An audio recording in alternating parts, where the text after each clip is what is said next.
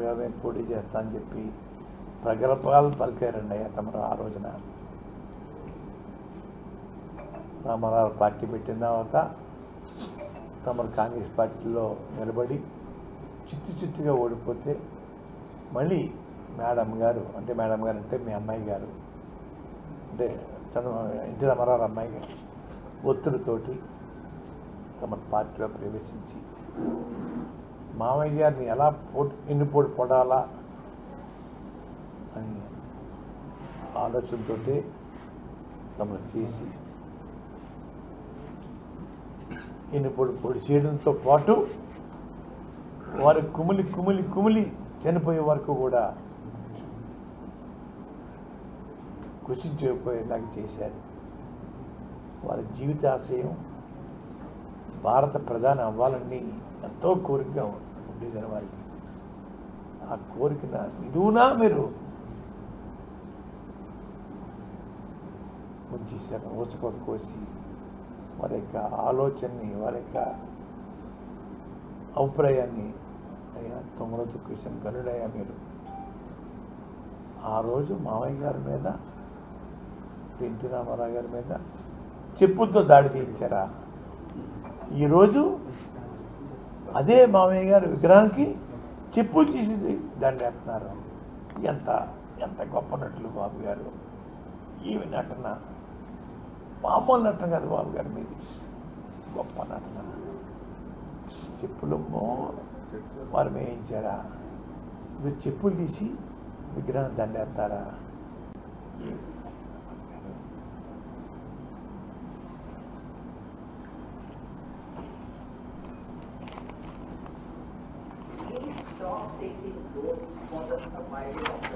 ఈ మధ్య పేపర్లో చూశానండి, చంద్రబాబు నాయుడు గారు అమ్మగారు అదే మన మేడం గారు రాష్ట్రానికి స్వేచ్ఛ కావాలా, రాష్ట్రానికి స్వేచ్ఛ కావాలా, జగన్ గారిని ఇంటికి పంపించేయండి అని వారి అభిప్రాయం వ్యక్తం చేశారన్నయ్య.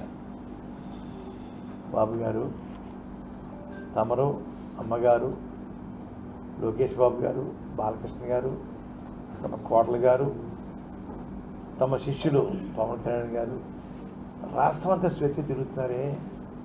స్వేచ్ఛ లేదని మాట అనటం సబువా బాబు గారు? స్వేచ్ఛ కావాలంట. ఇంకా స్వేచ్ఛ ఇంకేం కావాలో అమ్మగారు అడిగి చెప్పండి బాబు గారు. ఆ స్వేచ్ఛ కూడా ఇమ్మని మా ముఖ్యమంత్రి గారిని అడుగుతాను.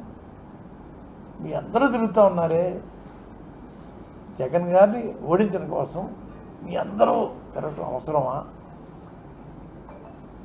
బాబు గారు? మీరు మీ అమ్మగారు అబ్బాయి గారు కోళ్ళ గారు బామ్మద్ది గారు ఎంతమంది దాడా?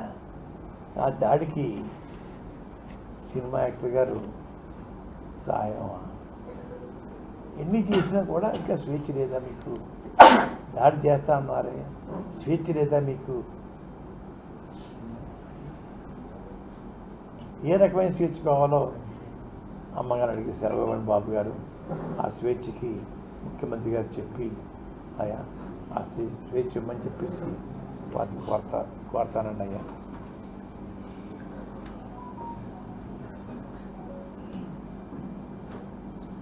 పవన్ గారికి ఇంకో మాట్లాడి, ఎందుకు సపోర్ట్ చేయట్లేదు నన్ను, ఏమనన్నా వారికి రిజర్వేషన్ ఏమనన్నా వారికి ఎందుకు సపోర్ట్ చేస్తున్నారని చెప్పి దాన్ని ప్రశ్నిస్తూ ఉన్నాడు ఆయన. కొంచెం ఏ రసం కావచ్చండి, వీళ్ళప్పుడు కావచ్చు, వేరే చోట కావచ్చు. అయ్యా పవన్ కళ్యాణ్ గారు ఉద్యమంలో ఉక్కుపాదాలతో కాపు కులాన్ని నా కుటుంబాన్ని అణిచివేసిన వ్యక్తితోటి మీరు జత కడతారా? తప్పు లేదా? నన్ను ప్రేమించే జగన్మోహన్ రెడ్డి గారిని నేను ప్రేమించకూడదా? ఇది ఎక్కడ డైలాగ్ పవన్ గారు?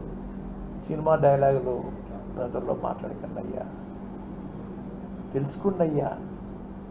ఆ రోజు మమ్మల్ని సర్వనాశనం చేసిన చంద్రబాబు నాయుడు గారితో మీ చెతకాయ చేసేసి నేను ఎందుకు చేయట్లేదని చెప్పేసి మాట్లాడతారా? ఏమన్నా ఆయనతోటి మీరు వీళ్ళ పార్టీకి వెళ్తారా అని చెప్పి నన్ను అడుగుతూ ఉన్నారు. అడిగే అర్హత మీకు ఉందా? అసలు ముందు నేను ఆ ప్రశ్న నేను అడగాల. రాజకీయంగా కాకపోయినా ఉద్యమపరంగా మమ్మల్ని సర్వనాశనం చేసిన, అవమానించిన, ఆత్మహత్యలు చేసుకునే దిశకి తీసుకొచ్చిన ఈ చంద్రబాబు నాయుడు గారితో మీరు ఊరేగచ్చా? నన్ను ప్రేమించి జగన్మోహన్ రెడ్డి గారితో నువ్వు ఊరేగకూడదా? తప్పు పవన్ గారు, ఆపండి. సినిమా కాదు రాజకీయం ఇది. సినిమా కాదు రాజకీయం ఇది. రాజకీయాల్లో సినిమాలో డైలాగ్ రావు, పెట్టకూడదు. సినిమాలో ఏం మాట్లాడాలో రాసిస్తారు మీకు, అదే డైలాగులు ఇక్కడ చదువుతూ ఉన్నారు. తప్పు పవన్ గారు. రాజకీయాల్లో జీవించాలా, అక్కడ నటించాలా, అక్కడ ఇక్కడ నటనే. ఆపండి అయ్యా బాబు గారు, పవన్ కళ్యాణ్ గారు.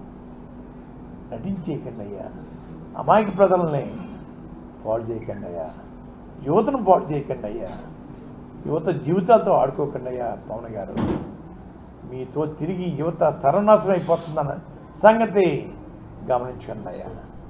మీ పిల్లలు అలా తిరగడానికి ఒప్పుకోరు. అమాయక యువత తిప్పుకుంటా తిప్పుకుంటా తిప్పుకుంటా వాడుకుంటూ ఉన్నారన్నయ్య తమరు. ఆపండి. యువత జీవితాల్లో వెలుగు రావాలి తప్ప చీకటి నింపుతున్నారు. చీకటి నింపకండి. ఆ కుటుంబాలు చీకటి చేయకండి. పవన్ గారు, ఎంతోమంది మీతో తిరిగి చచ్చిపోయారు. దిక్కు మొక్కులు కుటుంబాలు అయిపోయాయి. యువతను వదిలేయండి. తప్పు. యువత కూడా గమనించుకోండి నాన్న. మీ కాలమే మీ బతకడానికి ఏదో వ్యాపారాల్లో ప్రయత్నం చేసుకోండి. ఆ వ్యాపారాల్లో పెట్టుకోవడానికి మా ముఖ్యమంత్రి గారిని అన్ని రకాలుగా సాయం అడుగుతాను. నేను సబ్సిడీలు అడుగుతాను. లోన్లు కూడా బ్యాంకు నుంచి ఇప్పించి ఏర్పాటు చేయమంటాను. యువత దారిలో రండి. ఆర్థికంగా బలపడండి. తైతక్కలాడుతూ సినిమా హీరోతో తిరగకండి. మీ బంగారు భవిష్యత్తు పాడు చేసుకోకుండా ఎక్కడ వీలుంటే అక్కడ మాట్లాడే మనుషుల్ని మీరు కనిపెడతా ఉండండి. యువత పాడవకండి బాబు. మీ తల్లిదండ్రులకు దూరం అవ్వకండి. మీరు అగమేఘాల మీద 100-150 స్పీడ్లో వెళ్తూ ఉన్నారు. తప్పు. జీవితాలు నాశనం అయిపోతాయి. కుటుంబాలు చీకటి అయిపోతాయి. మేల్కోండి, మేల్కోండి, మేల్కోండి, మేల్కోండి.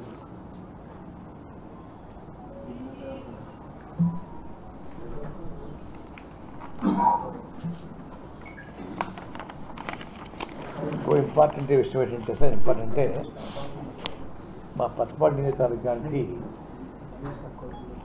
78లో ఎన్టీ రామారావు గారండి ఏలేసిన అవతల పాదుకా పట్టాభిషేకం షూటింగ్ అవుతుందండి. ఆలమన్ రంగ గారని వారు నా మీద ఇండిపెండెంట్గా ఎమ్మెల్యే నిలబడినప్పుడు, అన్నగారు నాకు 5 మీటింగ్లు అవకాశం ఇవ్వాలని చెప్పేసి రామారావు గారిని కోరితే, రామారావు గారు నాకు వ్యతిరేకంగా క్యానవాసింగ్ వచ్చిన మా పత్తిపాటి నియోజకవర్గం అయ్యా. ఒకటి ఏలేసనం, పత్తిపాడు, కత్తిపూడి, అన్నవరం, రౌతుపూడిలో నాకు వ్యతిరేకంగా వచ్చారండి అయ్యా. అలాగే భారత మాజీ ప్రధాని నెహ్రూ గారు కుమార్తె మాజీ ప్రధాని ఇందిరాగాంధీ గారు కత్తిపూడిలో కూడా 78లో నాకు వ్యతిరేకంగా సభకు వచ్చారండి అయ్యా.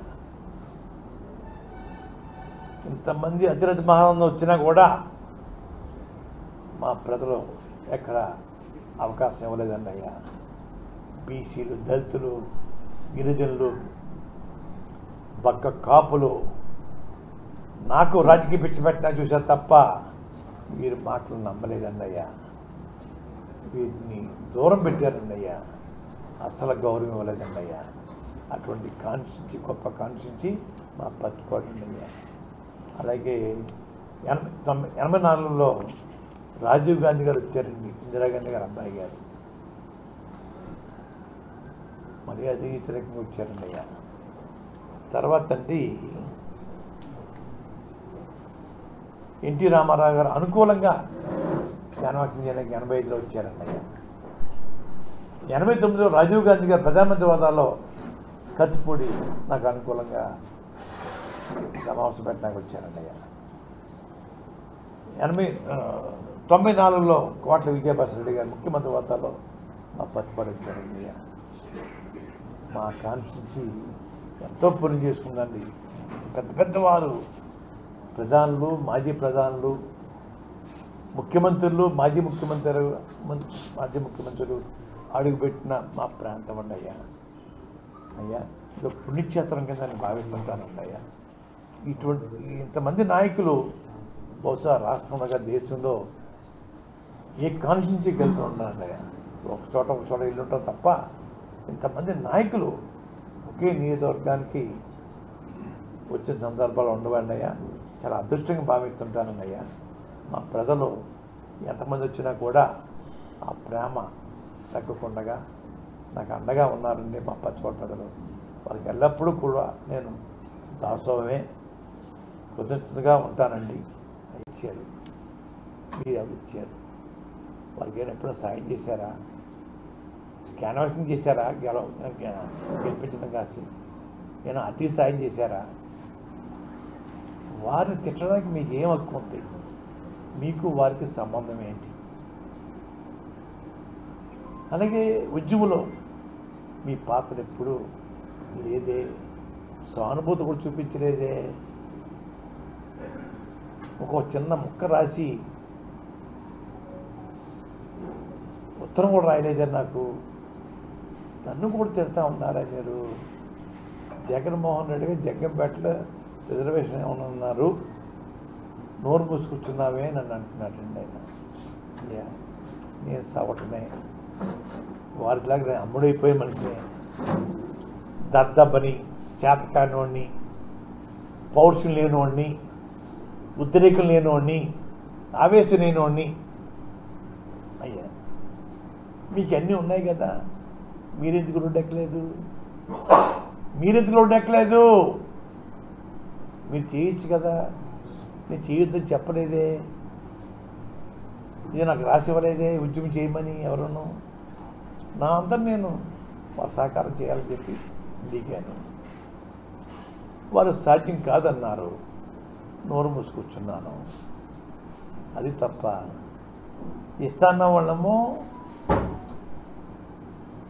అడగడం తప్ప, నేను ఇవనన్న వాళ్ళని అడగలేదని చెప్పి తప్ప అంటారా?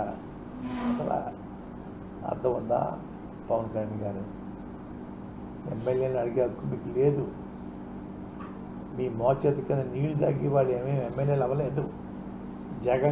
జగన్మోహన్ రెడ్డి గారు దయ వల్ల వాళ్ళు ఎమ్మెల్యేలు అయ్యారు. వారిని ప్రశ్నించే హక్కు, అధికారం మీకు లేదు. ఈ మధ్య మన చక్కమూడి గణేష్ గారిని చాలా దారుణంగా అవమానంతో మాట్లాడారు. ఆయన బ్లేడ్ బ్యాచ్ అని, గంజా బ్యాచ్ అని,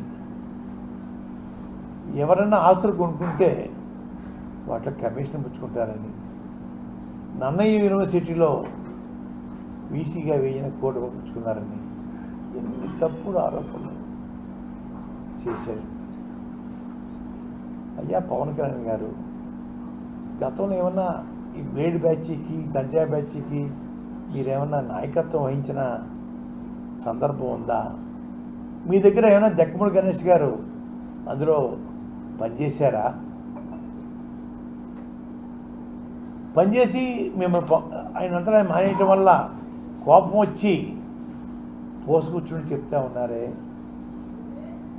మీకు అనుభవం లేకపోతే అది చెప్పలేరు కదా. అంటే మీరు కూడా గంజా బ్యాచ్కి నాయకత్వం వహించి ఉంటారని నేను అప్పుడే పడతా ఉన్నాను.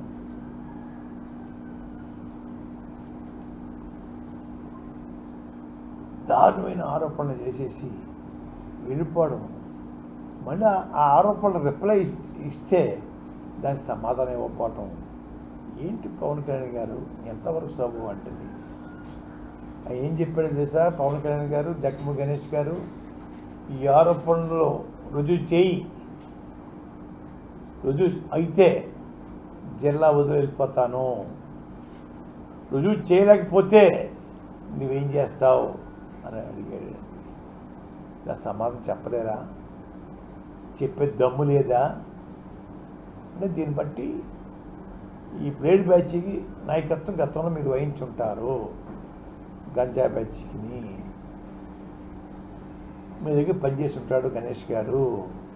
అంచేత ఆయన పుట్టు పూర్వత్రాలు మీకు తెలుసు కాబట్టి చెప్పగలిగి ఉంటారని నేను అభిప్రాయపడతా ఉన్నాను. సమాధానం చెప్పండి అయ్యా గణేష్ గారికి, పవన్ గారు. మీ ఇష్టం వచ్చిన మాట్లాడితే పడ్డానికి మీకు సంబంధం ఏంటి? మమ్మల్ని ఎందుకు అనాలి? మాకు సంబంధం ఏంటి? మీ మోచేతికి నీళ్ళు దాకా బతుకుతున్నామా? మీ ఇష్టేటా ఇది?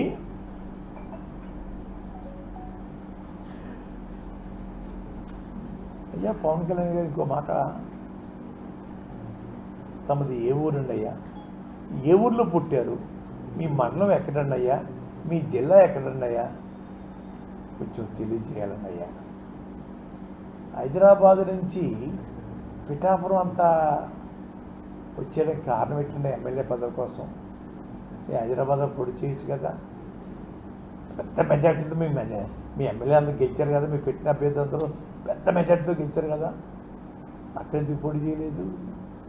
పిఠాపురం ఎందుకు పారిపోయి వచ్చేస్తున్నారు? లోకువా? మా జిల్లా వాళ్ళు అంటే లోకువా? హైదరాబాద్ పోటీ చేయొచ్చు కదా. అది ముందు మీ అడ్రస్ చెప్పండి అయ్యా. ఎక్కడ పుట్టారు? ఏ ఊర్లో ఉన్నారు? ప్రస్తుతం ఏ ఊరు ఉంటున్నారు?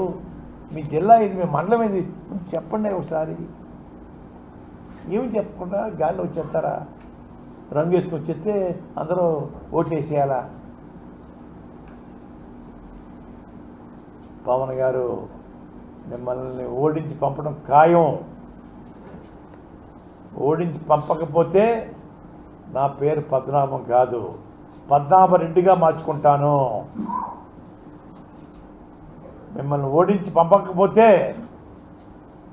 పద్మనాభం కాదు, నా పేరు పద్మనాభరెడ్డిగా మార్చుకుంటాను. ఎరువులువా మేము మీకు ఓటేసేయడానికి? మీ సేవకులమా? మీ బానిసలమా మేము ఓటేసేయడానికి? మీ అందరూ అమ్ముడు అయిపోయి జాత మీకున్న జబ్బుని మాకు అడ్డుకట్టారా? మా ప్రజలకి పద్ధతులు మార్చుకుని, సమస్యలు తెలుసుకుని, ఎవరేంటో తెలుసుకుని మాట్లాడడం నేర్చుకోండి. మీ నోటికి ఏదో వస్తే అది మాట్లాడేయకండి. కెళ్ళప్పుడు వచ్చి నోరిప్పారు, సంతోషం. ఈ ప్రశ్నలన్నింటికి కూడా మీరు అదే పద్ధతిలో ప్రెస్ మీట్ పెట్టి నన్ను ప్రశ్నించండి. ఎన్ని ప్రశ్నలకైనా సమాధానం చెప్తాను. వాటికి మీరు నాకు చెప్పలే ఇవ్వాలి.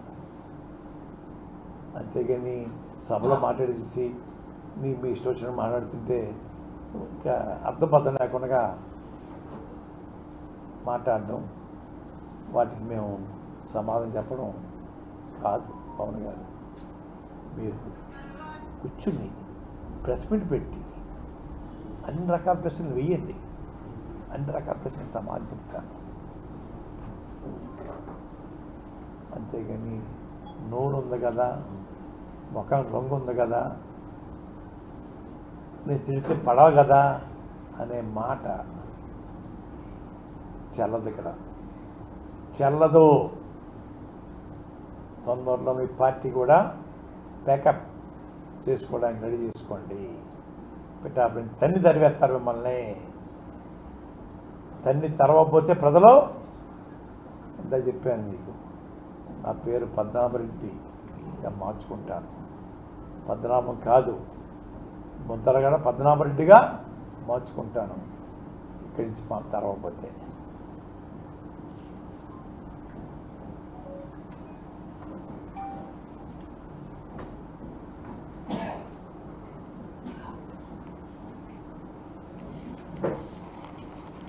ఇంకో విషయం, పవన్ గారు ప్రత్యేక జైలు కట్టిస్తానని చెప్పేసి ప్రధాని గారిని ఒప్పిస్తాను ప్రధానమంత్రి గారు అంటున్నారు. ప్రత్యేక జైలు మీ చంద్రబాబు నాయుడు గారి కోసమా అడుగుతూ ఉన్నారు. అంత పలుకుబడే ప్రధానమంత్రి గారి దగ్గర ఉంటే ప్రత్యేకవాదం ఎందుకు తేలేకపోయారు? ప్రత్యేకవాదం ఎందుకు తేలేకపోయారు?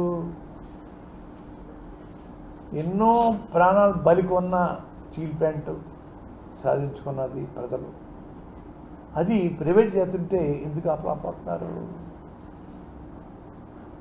రైతులు చిరకాల కోరిక పోలవరం ప్రాజెక్టుని కేంద్రమే నిర్మించాలని చెప్పి ఎందుకు అడగలేకపోతున్నారు? పొత్తు కోసం, కూటమి కోసం కాలెట్టుకున్నారా? దీనికి ఎందుకు కాలెట్టుకోరు? ఈ ప్రజల సమస్యలు అడిగి ప్రత్యేక హోదా, పోలవరం, విశాఖ స్టీల్ ప్లాంటు, ఈ 3 అంశాలు ప్రజల తాలూకు సమస్యలండి. వీటి మీద దృష్టి పెట్టండి. మీ చేతనైతే దమ్ముంటే. అంతేగా కూటమికి కాలెట్టుకున్నాను ఎందుక మాటలు? మీ పలుకుబడి ఏమాత్రం చూపించండి అయ్యా. రెండోది, పదే మా రిజర్వేషన్ గురించి చెప్తా ఉన్నారు కదా. బీజేపీ ప్రభుత్వం మీ జేబులో ఉందంటున్నారు, చంద్రబాబు నాయుడు గారు మీ జేబులో ఉన్నారు. నన్ను అడిగే బదులు మీరు చేయించవచ్చు కదా. మీ 5 నిమిషాలు అయిపోద్ది రిజర్వేషన్. ఇంచేపు నా మీద దాడి చేయడమేనా? మీరు చేసే సత్తా లేదా?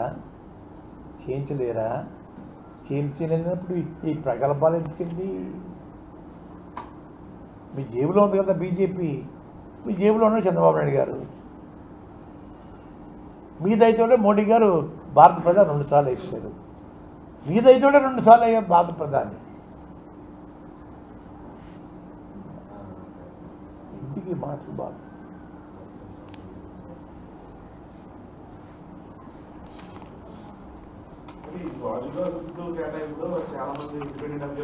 ఒక్క నిమిషం.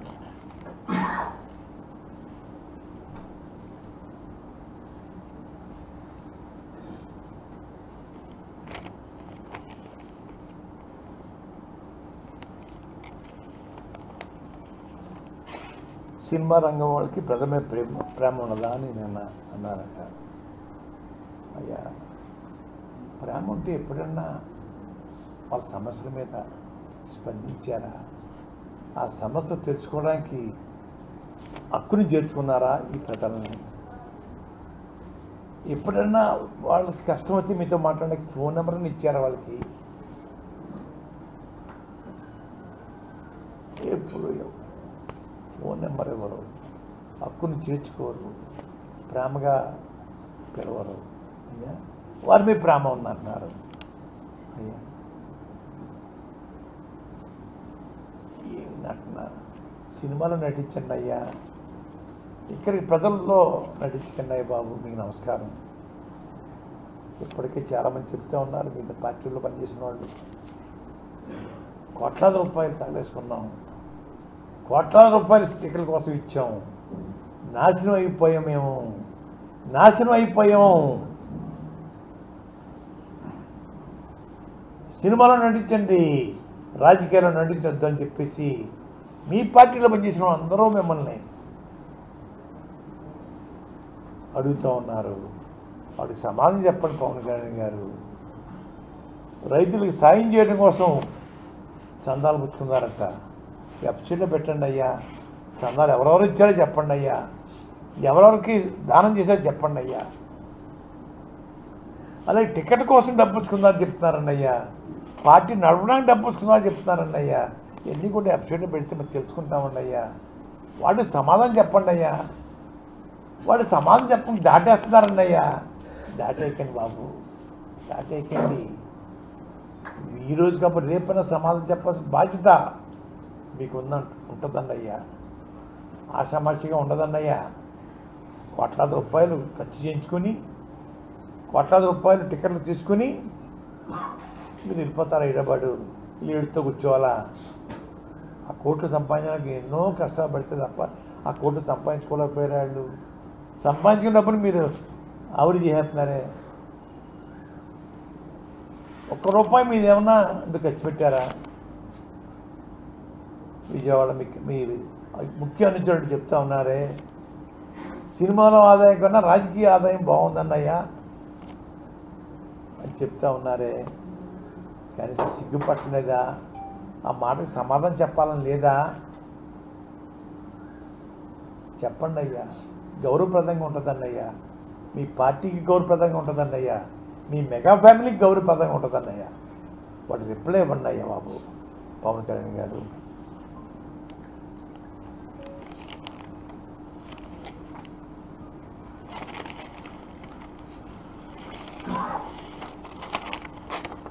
మాట్లాడితే నన్ను ఉప్మా కాఫీ అని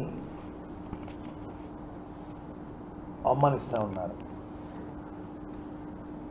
మా తండ్రి గారు మా తాతగారి దగ్గరించి వచ్చిన వారికి మర్యాద చేయటం మాకు నేర్పారండి అయ్యా. మా తండ్రి గారు శాసనసభ్యుడిగా ఉన్నప్పుడు కొండమీద గ్రామాలు ఇతర గ్రామాల నుంచి దళితులు గిరిజనులు నడుచుకుంటూ వచ్చేవారండి అయ్యా. వాళ్ళ పనులు చేయడం కోసం సినిమా దగ్గర కూర్చుంటే సాయంత్రం అయిపోయిందండి అయ్యా. వాళ్ళకి నాన్న వండించి వంట అనేవారండి.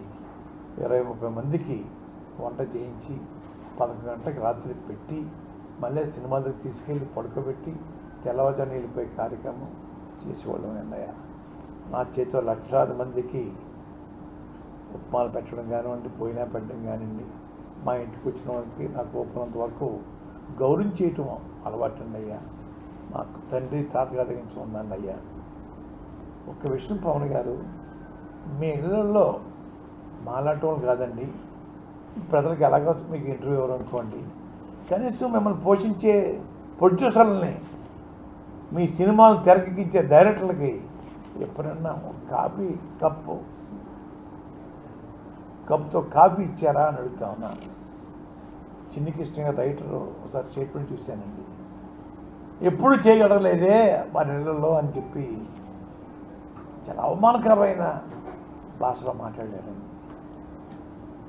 ఇంకో మాట కూడా చెప్పారు ఇంకో పెద్ద ఆయన, వాళ్ళ ఇళ్లలో ఎవరికి పుట్టినరోజు వచ్చినా ప్రొడ్యూసర్ గారు కేకులు గీకులు అన్నీ ఏర్పాటు చేయాలటండి. అలాగే ఫుడ్ కూడా పంపాలటండి. వాళ్ళ ఇంట్లో రూపాయితో ఖర్చు పెట్టారట. 10 మంది ఉన్నామండి ఇంట్లో, కుటుంబంలో 10 మంది పుట్టినరోజులకి ప్రొడ్యూసర్ గారు భరించాలట. కేక్ నుంచి ఫుడ్ వరకు కూడా మొత్తం భరించాలట. అయ్యా మీ సంస్కృతి చెప్పారండి అయ్యా. మీకు చేత కాదు కాఫీ ఇవ్వటం, మనసు ఒప్పదు మీకు ఇవ్వడానికి. నేను ప్రేమతో పెడతాను, ఉప్మా అన్న కాఫీ అన్న భోజనం అన్నా,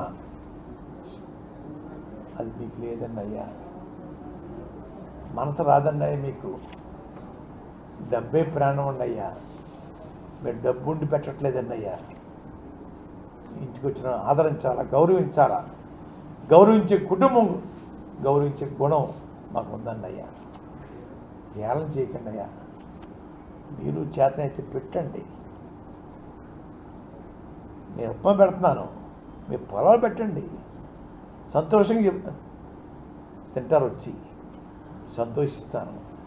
అంతేగా ఏదో మీకు పెట్టడం రాదు, పెట్టుకొని చూస్తే వారం లేదు. ఉప్మా కాపీ అని మనం పేరు పెడతారా? సిగ్గు లేదా పేరు పెట్టడానికి మీకు?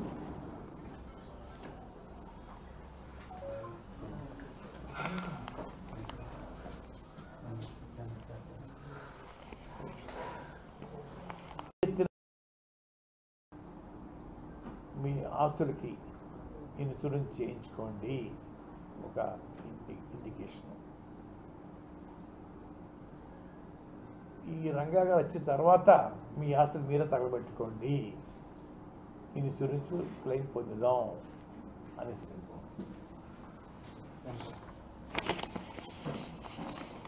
చంద్రబాబు నాయుడు గారు కూడా కొన్ని ప్రశ్నలు అడుగుతానండి.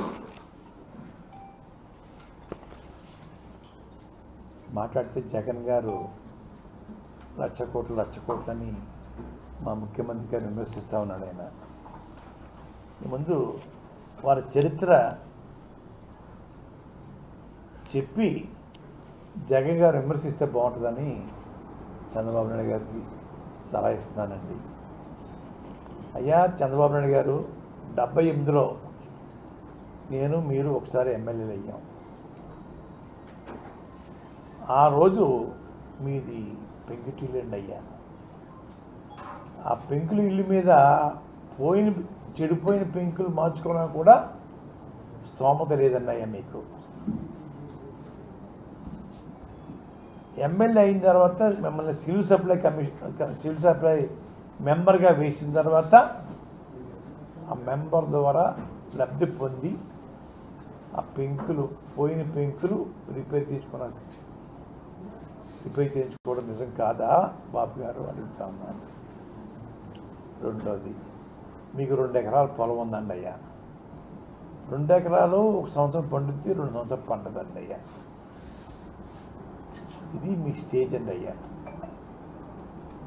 ఉన్న ఫలంగా మీరు కోటేశ్వర్లు కాదండి అయ్యా, అపర కోటేశ్వర్లు అయిపోయారండి అయ్యా. ఎలా సాధ్యపడింది ఈ సంపాదన? ఈ ప్రశ్నకు సమాధానం చెప్పాలండి అయ్యా. సమాధానం చెప్తే మాలాంటి వాళ్ళను రాజకీయాలు వదిలేసేసి మీ బాటలో నడిచి మేము కూడా అపర కోటేశ్వరులు అవ్వాలని ఆలోచన, కోరిక ఉందండి అయ్యా. బాబు గారు దయచేసి 78 నుంచి మీ పరిస్థితి చెప్పి ఈ రకంగా సంపాదిస్తే అపర కోటేశ్వరులు అవుతారని చెప్పి మాకు సెలవు ఇప్పించండి అయ్యా. సెలవు ఇప్పించిన తర్వాత అప్పుడు జగన్ గారినో ఇంకొకరినో కామెంట్ చేయండి అయ్యా. అంతేగా నోటికి ఏదో వస్తే అది బాబు గారు మాట్లాడించండి. అధికారం అనే ఆకలితో అలమటిస్తూ ఉన్నారు మీరు. ఆకలి తీర్చుకోవడం కోసం పచ్చబద్ధాలు, చేయలేని పనులు చెప్పి ప్రజల్ని మభ్యపెట్టడం కోసం విశ్వప్రయత్నం చేస్తూ ఉన్నారు. అయ్యా బాబు గారు అబద్ధాలు ఆపేయండి. వయసు పెద్దదైపోయింది. ఇంకా ఈ వయసులో కూడా అబద్ధాలు ఆడేసేసి ఊరికే స్టేజ్ మీద డ్యాన్స్ చేసేయకండి అయ్యా. మీ డ్యాన్స్లు ఆపండి అయ్యా. మీ పాలన గతంలో బాగా ఉంటే ప్రజలు చేస్తారండి అయ్యా. జగన్ గారికి ఓటేద్దన్నా మీకు హక్కు లేదండి అయ్యా. వారు పేదల పెన్నిధి, పేదల సంక్షేమమే వారి ధ్యేయం. ముందు నేను అడిగిన ఈ 2 ప్రశ్నలకి తమ అపర కోటేశ్వరులు ఎలా అయ్యారో చెప్పి మాకు కూడా ఆ బాటలో నడవడానికి దారి చూపమని చెప్పింది. ప్లస్ ఎలా అపర కోటేశ్వరులు ఎలా అయ్యారో కూడా ప్రజలు కూడా విడమని చెప్పమని నేను కోరుకుంటున్నానండి అయ్యా.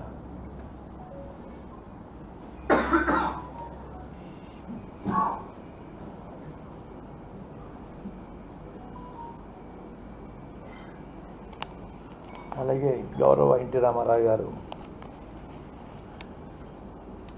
మిమ్మల్ని ఇంటర్వ్యూగా చేసుకున్నారు. చంద్రబాబు నాయుడు గారు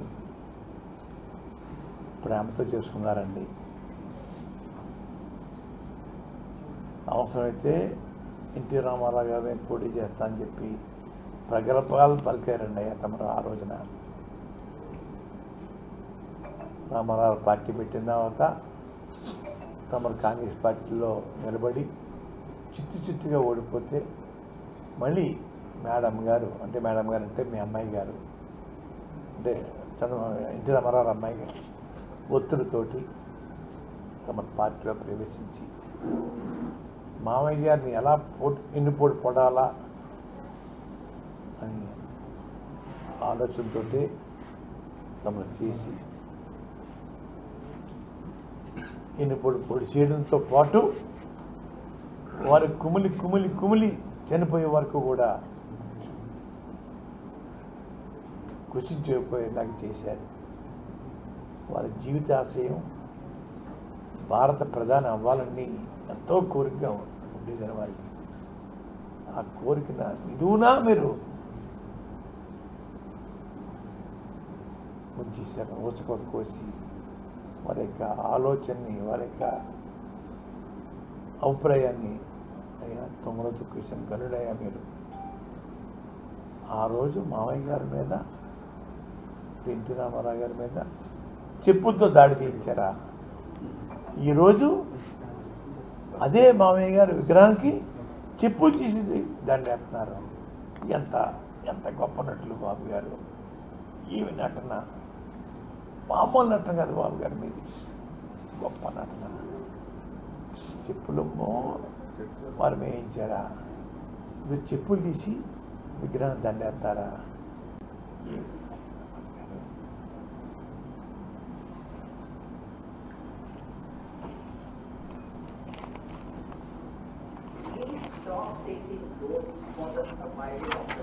ఈ మధ్య పేపర్లో చూశానండి, చంద్రబాబు నాయుడు గారు అమ్మగారు, అదే మన మేడం గారు,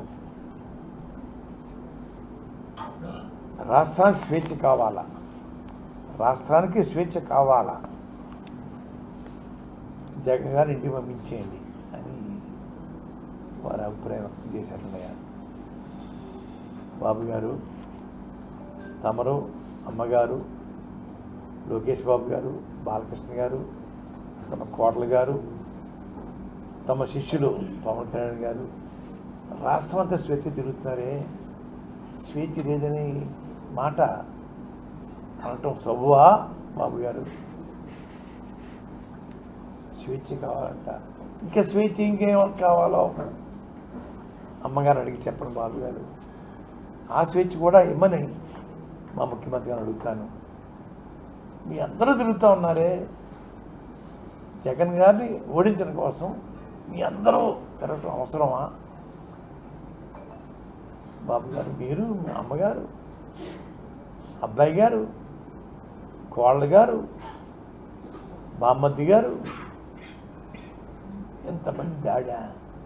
ఆ దాడికి సినిమా యాక్టర్ గారు సాయం. ఎన్ని చేసినా కూడా ఇంకా స్వేచ్ఛ లేదా మీకు? దాడి చేస్తా అన్నారే, స్వేచ్ఛ లేదా మీకు? ఏ రకమైన స్వేచ్ఛ కావాలో అమ్మగారు అడిగి సెలవు బాబు గారు. ఆ స్వేచ్ఛకి ముఖ్యమంత్రి గారు చెప్పి